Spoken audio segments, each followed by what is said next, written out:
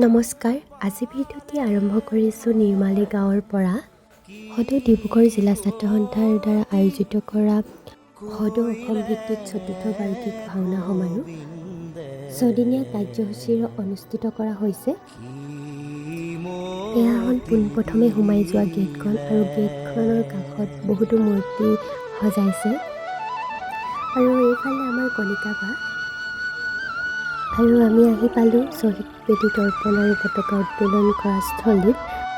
আৰু ইয়াত আহি মনটো একেবাৰে শান্তি লাগিল আৰু ইমান সুন্দৰকৈ তেওঁলোকে সজাইছে আৰু পৰিৱেশটো ইমান সুন্দৰ আছিল। আৰু কাষে কাষে বিভিন্ন ধৰণৰ কাপোৰৰ দোকান, আচাৰ, মিঠাই ইত্যাদি বহুতো দোকান আছিল।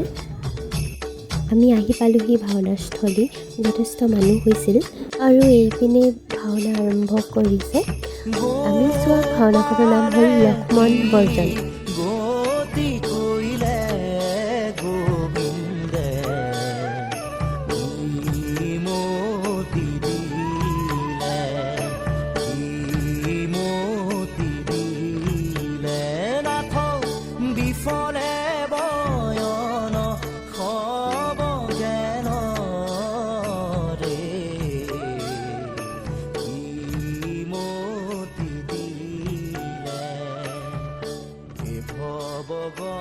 লক্ষ্মণ বৰ্জন নাটখনত ৰামে লক্ষ্মণক বৰ্জন কৰিলে আৰু গোটেই নাটখন দেখুৱাটো সম্ভৱ নহয়, সেইবাবে অলপ আপোনালোকৰ আগত দেখাবলৈ চেষ্টা কৰিলোঁ।